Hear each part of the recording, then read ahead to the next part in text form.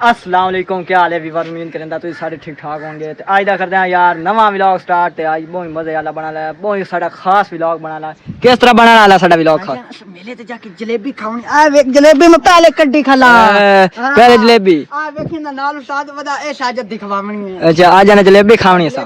आज साडा यार जे अपने गांव लगो है मेला। आज साडा दूसरा दिन है त गांव इंडिया वेंदिया मेला ते नाल कबड्डी वेंदिया मैच अगा वेंदिया वेंदिया नाल जलेबी आई खावनी है सा। हाय हाय लगा तो जिस भाई ने साडा किता चैनल सब्सक्राइब हो जल्दी जल्दी कर दो सब्सक्राइब, तो वीडियो कर दो लाइक, ते गांव इंडिया दन मेला विखाइंदे हैं। चलदे हैं तैयार है? तैयार। आज तेरे खाते जलेबी खावनी है। आज तेरे खाते हां आज ठाड़ ते नाल जलेबी। हां भाईजान चेक करो आयो वाली नहर है जिथु मतलब के वेले मुंडे दा व्लॉग मतलब के जेड़ा आई ना होता वायरल होया जिस ते व्यूज मिलियन लग गया। ए ओ वाली नहर पहले फटे वाली पोल लाई लेकिन हुन आ खंबा रखा पे चेक कर लो जिथु असि लगे हां।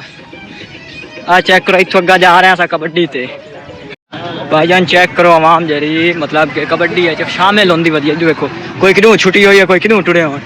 चेक करो मेरे ए बाबा किदे मंजू है ए कबड्डी दरबार किदे है कबड्डी ना के गत्ती है चा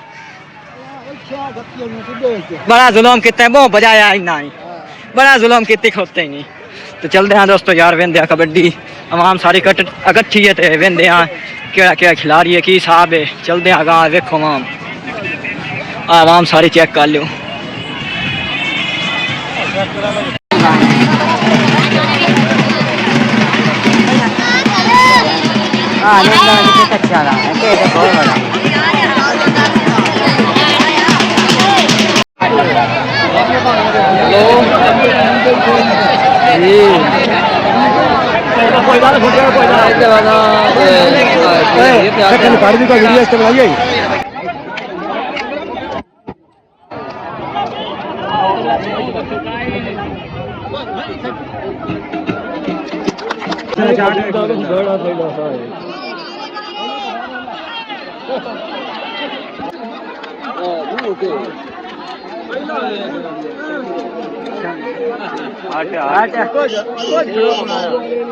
मेरी खेल बड़ी मैं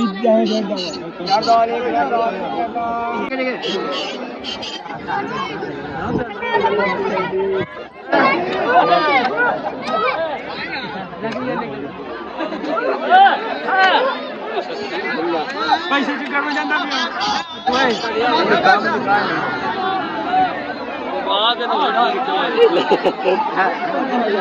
मैं जाता भी पैसे चुके वीडियो में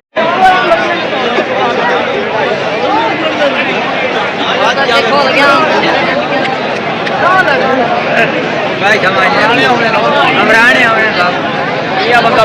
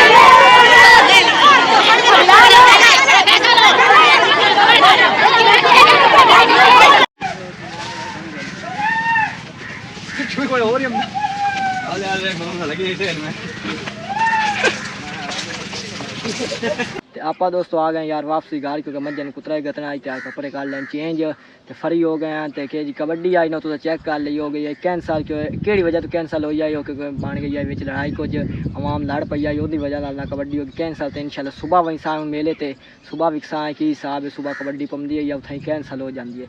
तो उम्मीद करें अज की तुहानू साडी वीडियो अच्छी लगी उस वीडियो अच्छी लगी चैनल जरूर कर देना सब्सक्राइब तो वीडियो कर देना लाइक। तो इंशाल्लाह मिलसा है कल वाले व्लॉग। तब तक दोस्तों करता हूँ खुदा हाफिज़ अपना बहुत सारा रखिए ख्याल अल्लाह हाफिज़।